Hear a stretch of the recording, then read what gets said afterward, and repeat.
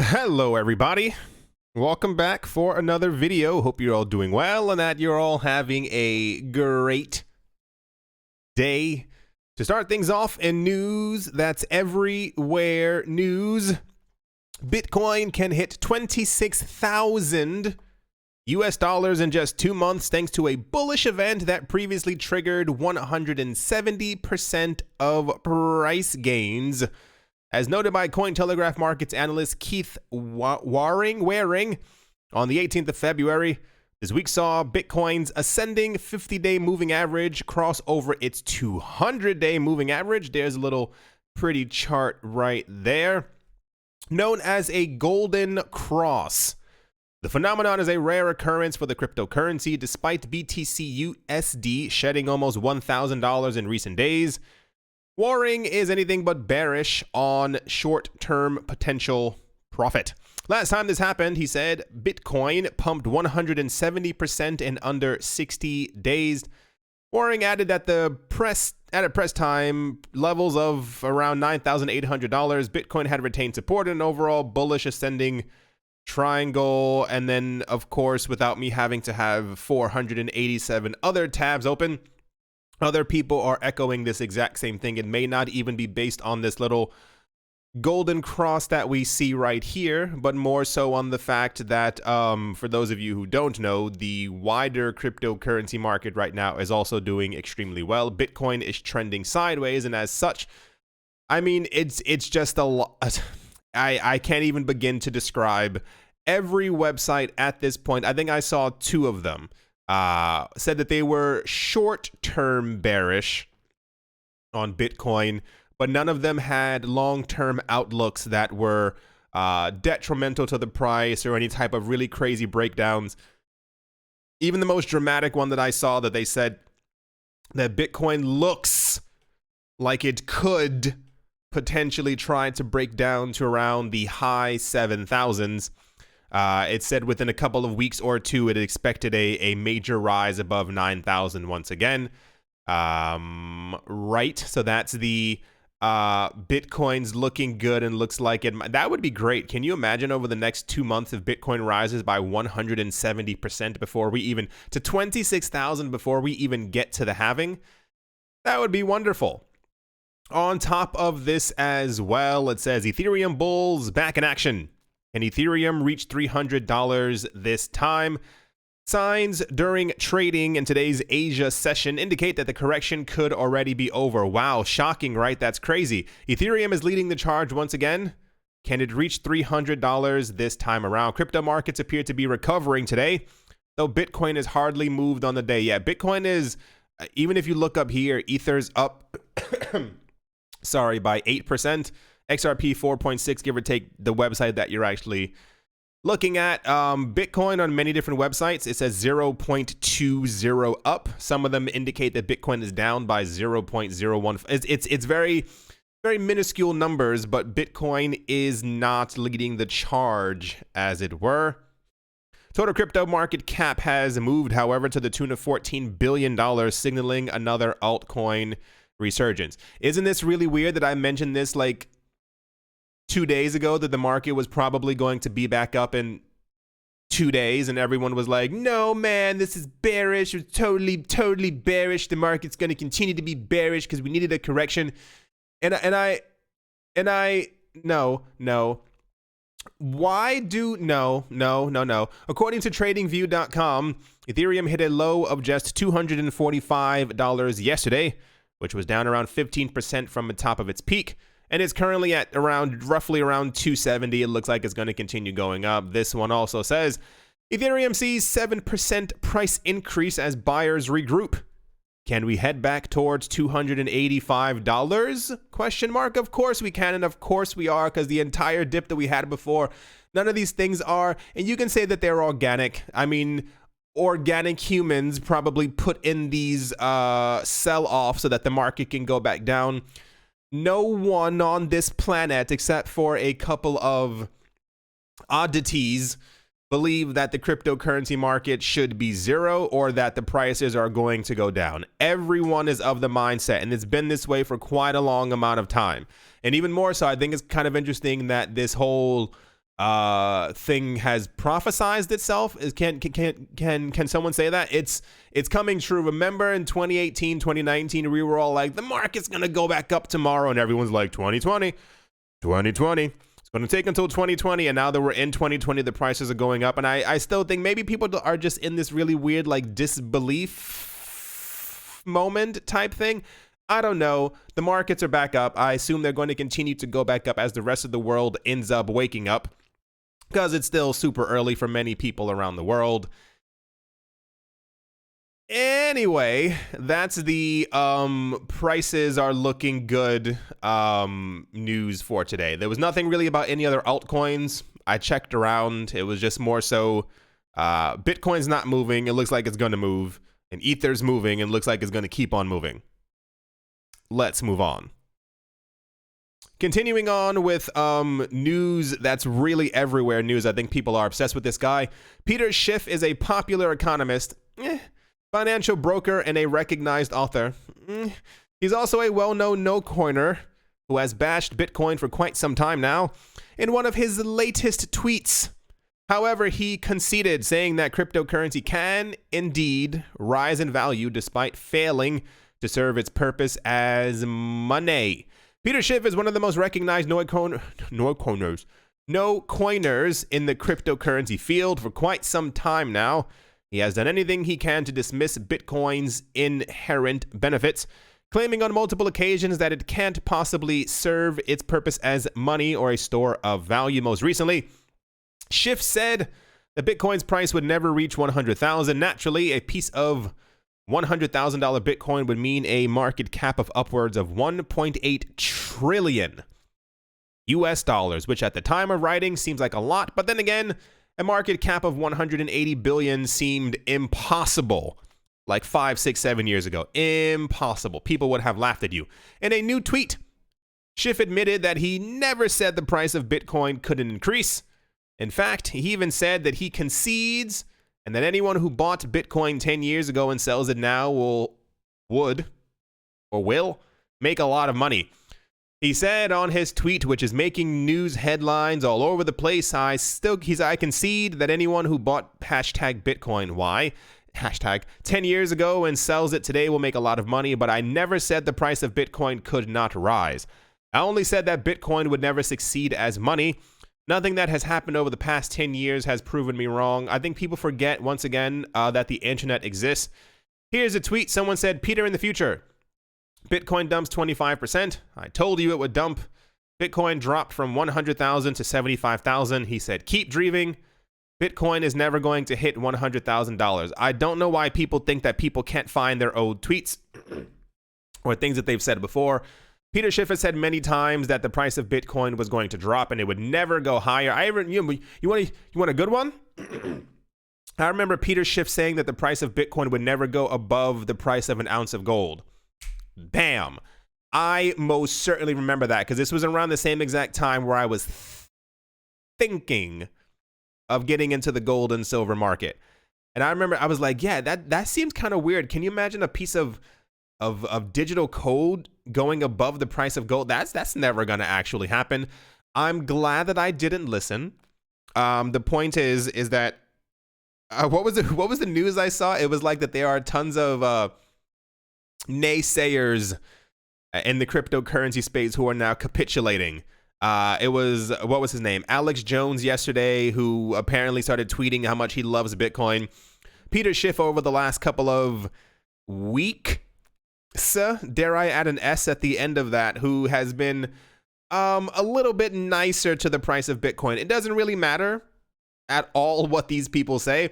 It's more like as time goes on and prices rise and they realize that they don't have, they also then become believers, because I always believe if you talk this negatively about something all the time, it has to constantly be on the back of your mind, no matter what you say. It's the same exact thing with other people who really don't like XRP.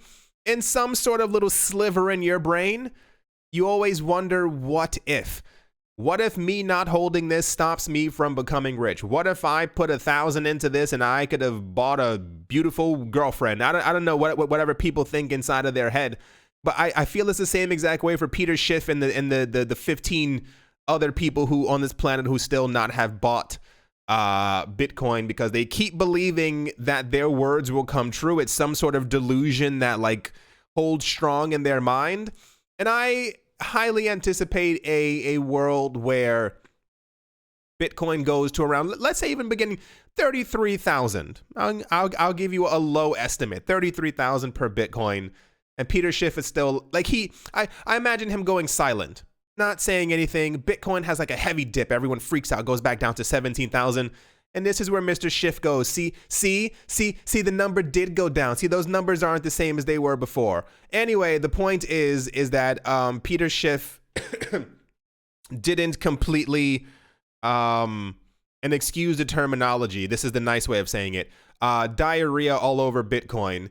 And people, for some reason, feel that this should be news that's everywhere news. So good job, Mr. Schiff. I look forward to, I'm never going to talk to this guy. Good luck to him and his money, and let's move on.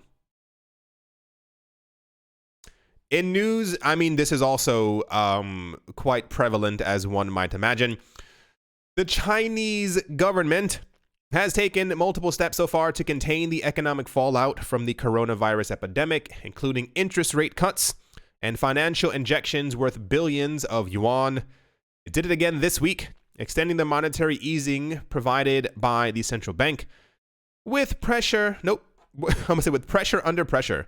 With the budget under pressure, however, there are indications that Beijing may opt for some austerity measures later this year rather than a larger fiscal stimulus. The People's Bank of China injected 200 billion yuan, around $29 billion into the country's banking system, which has been experiencing liquidity issues over the past year. On Monday, fundings were offered as one-year medium-term loans for Chinese financial institutions, according to Reuters.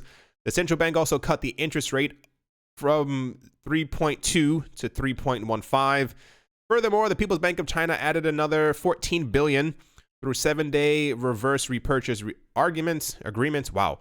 Bloomberg reported 1 trillion yuan, 143 billion of reverse repos was due to expire on the 1st of money. Week's interest rate reduction was largely expected by observers. For those of you who have not been paying attention, there were, and I'll have this bleed into another thing that happened as well. What's happening right now is that, and it's very weird. It's fascinating how, what's the phrase?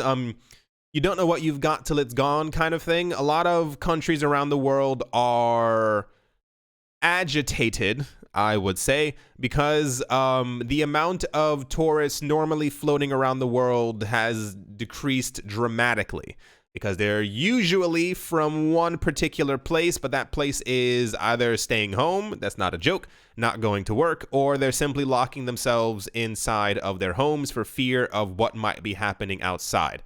At the same exact time as people are not going outside in their own country, people aren't buying things. People are very reluctant to even buy things online because it has to be handled by someone who's holding it in their hands and then it hands off to them. So this fear kind of skyrockets all over the place, if you will. And it looks like many economies around the world, especially this one that we just spoke about, is also not doing too hot. The second thing to talk about, and I wasn't going to talk about it, but I think it does perfectly kind of go well with this and any other story. There are a lot of governments around the world who are injecting large amounts of cash into their governments right now, whether that be from people simply not buying, people not wanting to buy, people being drowned in debt and simply not wanting to spend any more money. No, 1.5 of this story is I was watching something talking about like why is the world economy slowing down, and also why is it doing well? And it's slowing down because people are slowly realizing that they don't need massive amounts of things. You don't need your fourth car. You don't need the fifth television in your house. You don't need all these other things. That people are selling the things that they don't really need to make extra money, to have it in their savings account, to invest in maybe some sort of other way. And this is actually slowing down the world's economy because people are kind of sick of buying all the time. The other really weird part is why the world's economy, is still actually up. You want to hear something weird?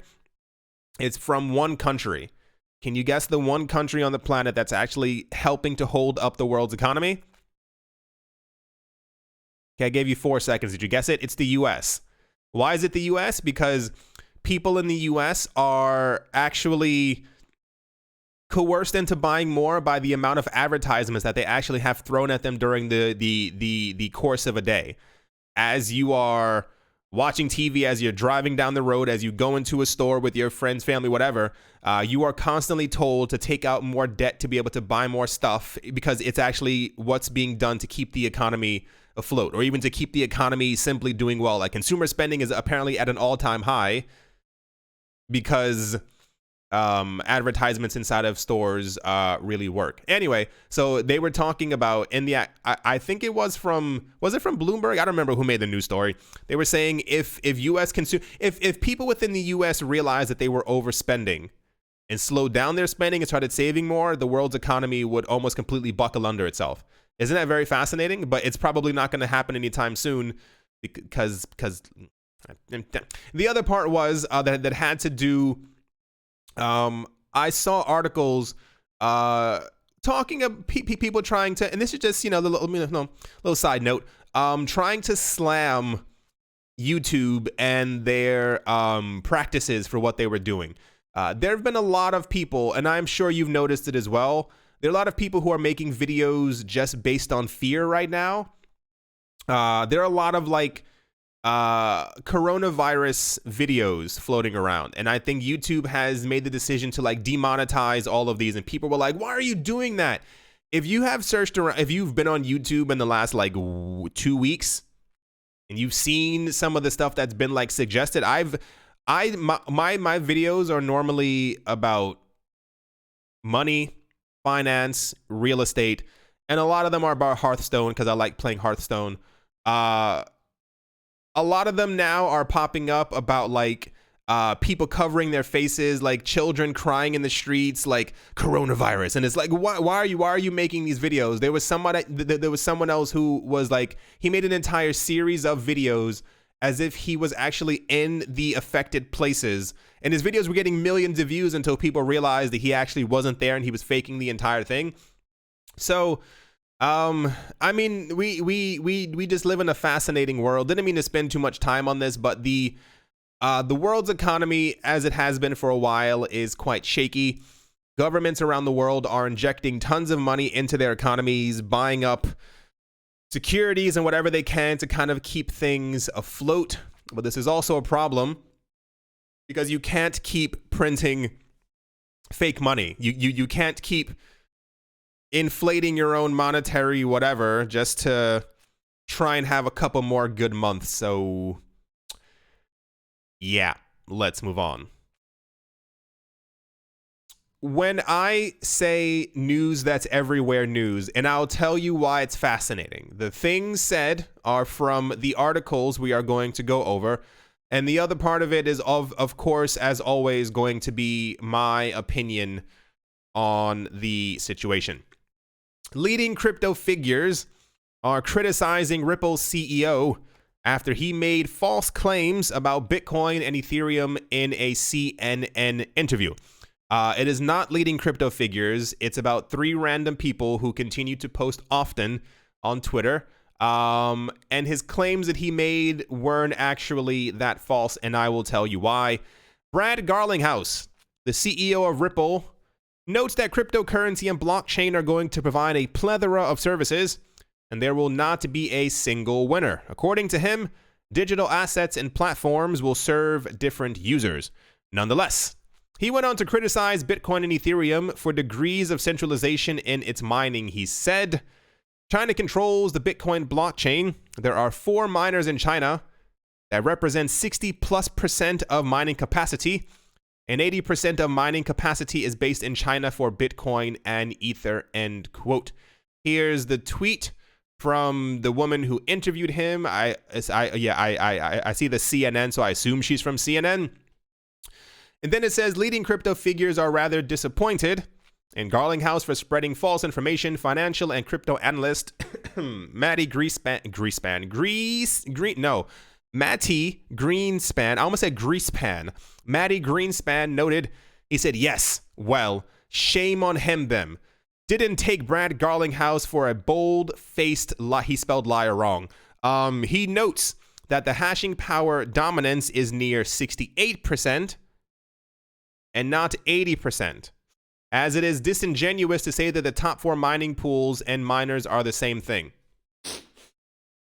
Part of the problem was for them is that Garlinghouse said 80 when the number's 68. Imagine having a pizza with your friends and you go, man, I'm so sorry, I ate 80% of that pizza. And then your friend takes out a measuring tape and goes, dude, you only ate 68% of that pizza.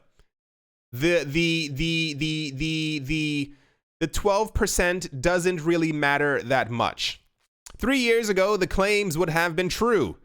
Leading on-chain analyst and founder of Adamant Capital notes that we are past that point for the dominance to have a devastating effect on Bitcoin. He tweeted, Chinese miners tried and failed to control the Bitcoin blockchain in 2017 B2X hard fork, but in reality never changed one iota of the code. Also, a mining pool does not equal a miner, and only 60% of total hash rate is in China. So the problem is that Garlinghouse didn't get his numbers exactly correct. And I'm also noting that a lot of people are noting that Garlinghouse said, which he did not, that this would cause a 51% attack, or that someone would try to change the code of Bitcoin. All he said was that what we already know and that we've gone over many times, a large portion, the majority of Bitcoin mining machines, Bitcoin mining hardware, Bitcoin mining, if you want to use the C word and say centralization, it lies within China. Part of the issue is that this news was everywhere. And what I found very interesting in my own eyes is that whenever people say something that's incorrect about Ripple, about XRP, about EOS, about something else, and their supporters come forward and say, hey, no, that's incorrect. You know, this is the actual real information. It gets swept under the rug. I don't want to listen to the nonsense you have to say about Ripple and how they're not really that centralized or how they're not really this. Remember all the news that we used to have before, that Ripple can just continuously print more and more XRP, and then people kept on being like, no, that's not how the protocol works. And people were even showing other people the actual code that makes it so that you can't do that. And no one paid attention. But the moment that someone says something negative about Bitcoin, everyone goes completely up in arms. A lot of people treat Bitcoin like a god, as if Bitcoin is actually living and breathing. Bitcoin is computer code. If someone says something incorrect, this is why I think it's very important that we have open discussions and that we talk to each other and that we don't have a toxic environment. That's never going to happen because most people are garbage. So it's nice to, we have to find a way to be able to discuss things with each other. Maybe Garlinghouse isn't up to, 1000% on exactly how much hashing power rate is happening within China, because maybe he has other things to do with his multi-billion-dollar business. Maybe he didn't, maybe he heard a round figure before, maybe he had read before, maybe about a year and a half ago that the number was 80%. When it's actually 68%. Sorry for him for having missed that entire 12%. The entire point is, once again, please stop putting Bitcoin on a pedestal. So many people do this. These are digital currencies. These are numbers on a screen. I know that they may in some way represent you being rich. They may represent future wealth. They may represent prosperity for you and yours. There were at least 38 different websites trying to tear down Garlinghouse for his critique and his blast of concentration on Bitcoin miners and his critique missing the mark. It really didn't, though, because even if, first of all, if you are a major Bitcoiner, you know that that's true. We know that there are many companies, we've seen the pie graphs before, who are just inside of China. A lot of them is really funny. A lot of them, in order to stop the discussion of centralization, they've broken into smaller mining pools, but they're still based in China. So I don't really get what the entire discussion is especially when you talk about like the them trying to carry out a 51% attack. He never said that. That was never part of the discussion. It was just.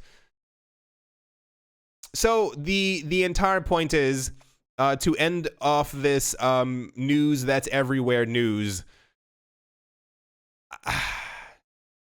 People get so up in arms when something that's true, that's said about I wholeheartedly believe that Bitcoin is going to probably be, I won't say Bitcoin is going to be probably one of the 5 or 10 cryptos that we have at the moment that are floating around that are going to make it. Probably without a doubt. I see no real reason as to why Bitcoin, after all this heavy levels of adoption, wouldn't make it. And this also pays part as well. You realize that we keep seeing a huge amount of people trying to make other mining entities and stuff like that in Texas and Brazil, in the Middle East, in South Africa, in Norway, in Iceland. It's because people are realizing that there is a huge amount of centralization in China. And that's okay. Things like that happen. They realized where the money was first before other people, and other people are trying to get into the cryptocurrency space as well, and they're also trying to so and so. And this is why even when we get news that the people from Bitmain are also trying to open up something in Texas, just because it's on Texas land, it's still run by a Chinese company. So anyway, I assume this discussion will completely fall apart over the next 5, 6, 7 years, because we will have the numbers and there will be more of them in California and in so and other places where they can get tons of solar power. But the fact that people are just looking for a reason to talk down about Brad Garlinghouse, I'm certain his money doesn't care about you. Brad Garlinghouse, because of XRP, because of the Ripple company, is now one of the richest people on the planet, and I don't see any reason why he should really care about what these people what they're saying paranoidly. It's not a word, but you know exactly what I'm talking about, because someone breathed negative air on Bitcoin, and it's not even negative. We know that it's true. It's just that people don't like for that to be spoken about, because they assumed years ago that this problem would have been taken care of. Anyway, the point is, Bitcoin's still great. Bitcoin's still going to make you money. XRP's still there. The price of XRP is still going up. Yeah. And without further ado, let's move on. Next up, the blockchain creation game. What? From Ethereum completely sold out second land pre-sale. That's a terrible sentence. A large part of the economy. First of all, this is who wrote this? You have to give like some context. There's a world land game on Ethereum. I assume it's called Sandbox, and they've been selling their token called Land. Bam. A large part of the economy will always remain dependent on gamers, whether it presents throwing down $200. Who cares? The first pre-sale of TSB was in December 2019, which sold more than 3,000 pieces of land, virtual spaces in the game. In 4 hours, Sandbox announced the second pre-sale on the 16th of February and sold 6,192 pieces, bringing in 800 Ether, or approximately $206,000 US. So remember when I said that the world life is repeating itself? I prithee, please believe me and understand me when I say that this exact thing has happened before. For those of you who don't know, in 2017, Sandbox, or whatever this thing is called, our version of it was called Decentraland. For those of you not looking at the screen, it says Decentraland raises $24 million in 35 seconds, leaving retail investors out in the cold.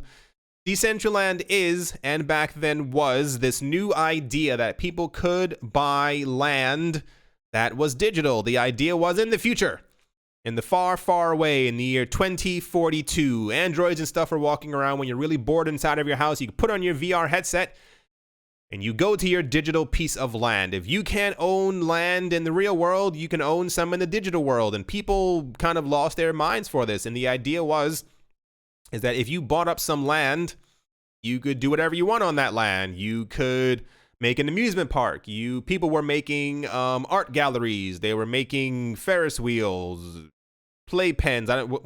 Whatever people were making, and the value of the land was going up very, very fast. So history does not repeat, but it rhymes and it hurts. This is also making the rounds as well, and I assume the people from Sandbox Game, is that the name of it? I assume they're going to be making much more money. I think a lot of people are trying to find the game that's going to like the digital land one, because everyone's expecting some type of a Fortnite. What's the other one? Building Blocks. The one with the big. What's the name of that game that all the kids are playing with the big blocks and you build stuff? Build a Block, whatever it's called. That one of those will come out on a blockchain, and then people will go crazy and start using it. And therefore, if you have bought up the land in that game before any other game, and therefore you will benefit greatly. It was like in Decentraland, people were buying land for I think like $300, and by the end of the year, when the whole huge like price craze was completely going, people were selling that same plot of land that they got for $300 for around like 12, 13, 14,000. That's not a joke. Just keep in mind, don't frenzy into it, because the value of that land has also gone down with the rest of the cryptocurrency market. However, yeah, we're going to start seeing a whole bunch of these. No one knows which one is going to make it. So please don't throw your money into digital land because it sounds cool, like a great idea, and then you realize the 500 that you put into it is only worth around 38 cents. But life is funny how things keep happening over and over. And let's move on. I don't think we went over this. A lot of this sounds relatively familiar, but I think it's what we were talking about before. Japan, one of the most active countries in the cryptocurrency market, could release its central bank digital currency in the coming 2 or 3 years. Although this is not yet confirmed, the country is trying to counter the influence of a Chinese yuan or Facebook's Libra.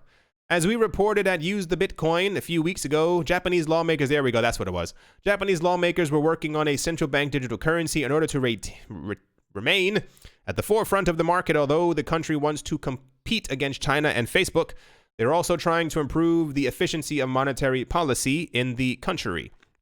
Japanese lawmakers have many times mentioned that they want to make a central bank digital currency that is controlled by the central bank of the country. Logically, this could be useful to counter the influence of a possible Chinese yuan.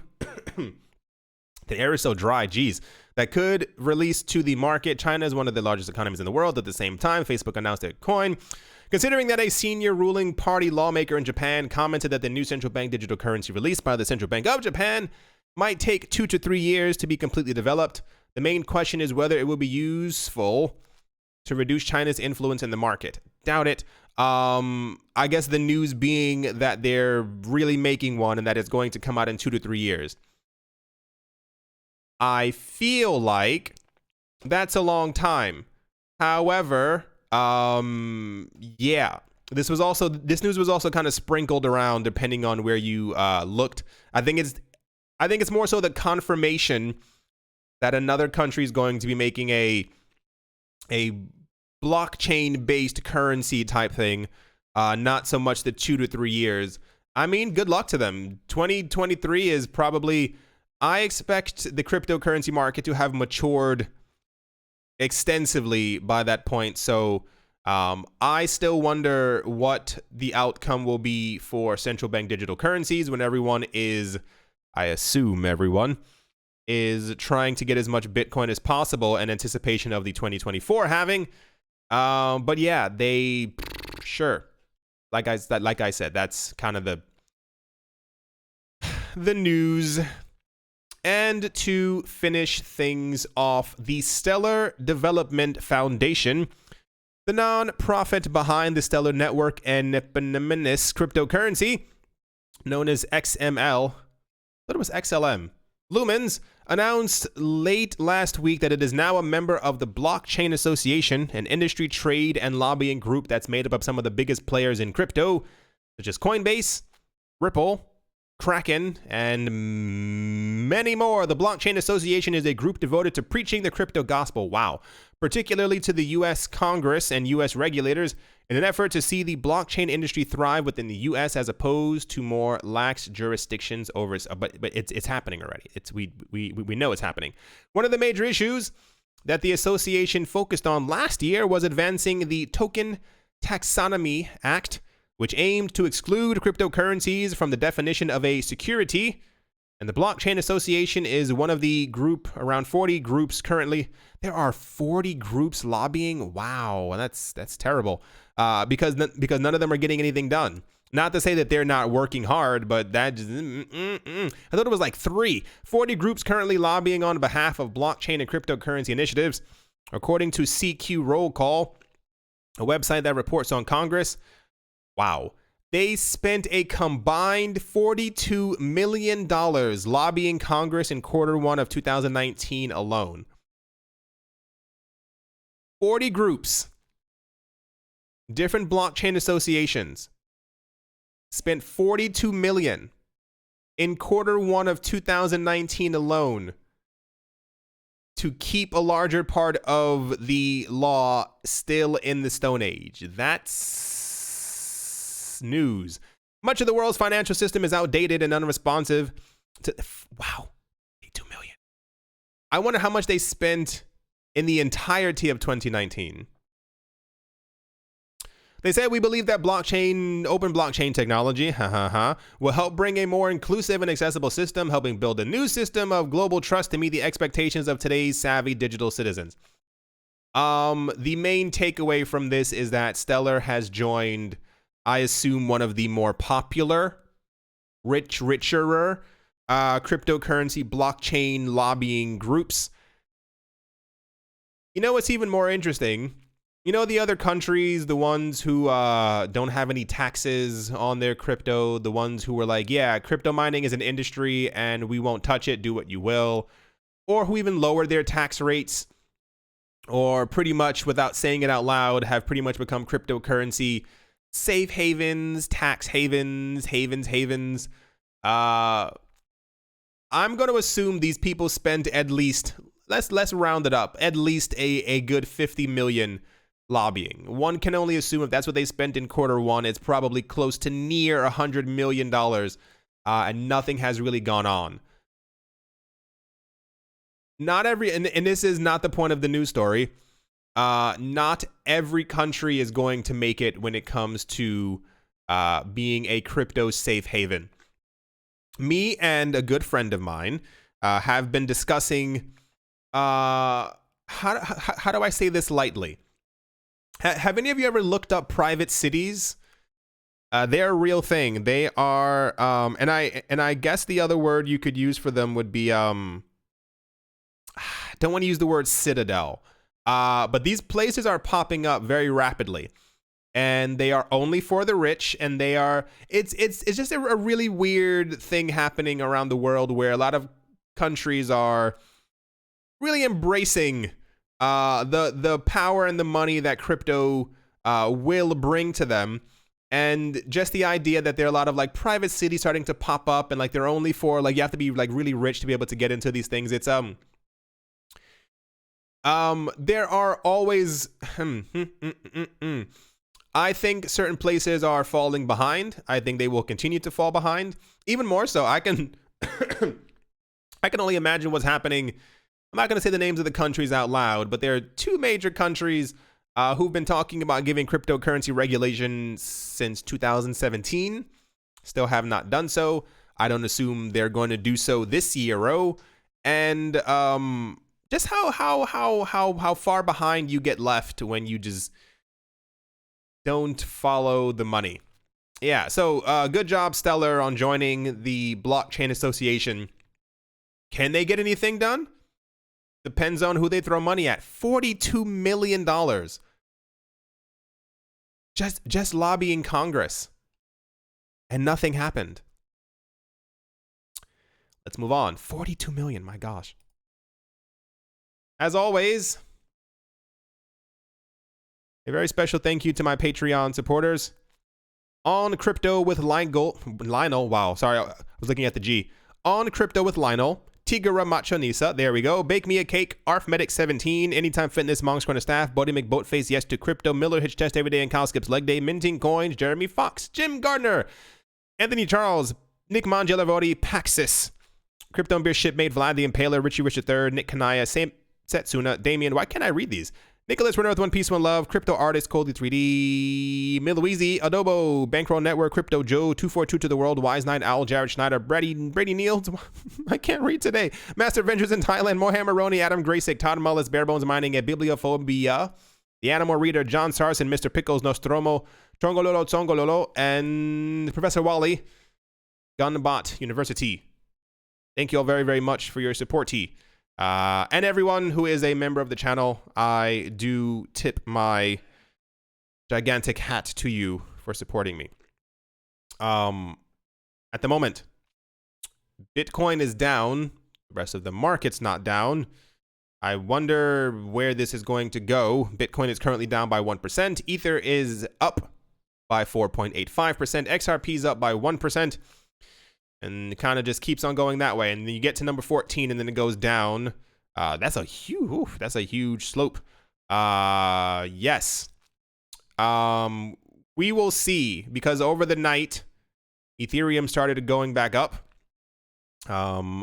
When things like that happen, I always wonder who got the news first. I always think that someone behind the scenes must know something. Somebody has a little bit of information somewhere, and they know that something's going to happen to Ethereum. I don't know. I think too much. Nothing else really spectacular or really crazy at the moment. Lisk is down by 6, but a lot of the other coins are, I think they're following that dip that Bitcoin just had. So if they weren't up already, they're going to be going down. Oh, of course, Bitcoin Diamond is up by 11%. That makes a lot of sense. I mean, we're all using Bitcoin Diamond every single day, right? So it's only logical that tons of people would be trading a coin that no one's using. I wonder, there's so many, I don't even wonder. There's so many coins that are just complete scams in the market. Imagine if all that money, all that fake money, just simply went into coins that were being used. Imagine if all the, I think there are like 9,000 cryptocurrencies out there. Can you imagine if 8,900 of them, all that money simply went into the top 3 coins? How much stronger of a market that we have, but we have people. Hope you all enjoyed. Hope you all are having a great day, a great morning, a great afternoon, a great evening, wherever you are, wherever you might be. I do hope that it's absolutely fantastic. Thank you all once again for watching and or listening. If we know that it's true, why is it wrong?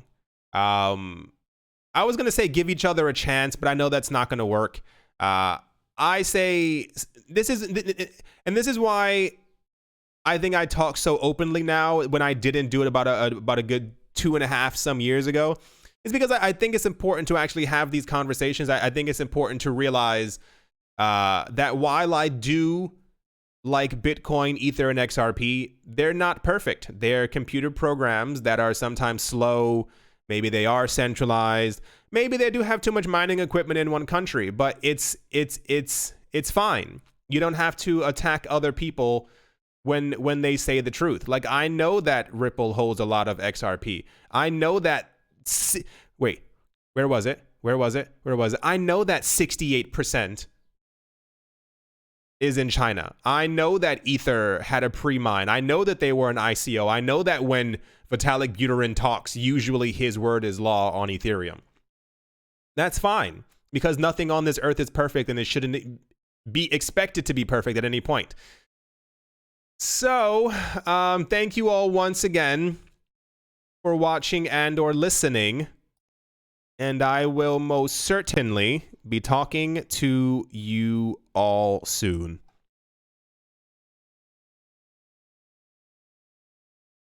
See you.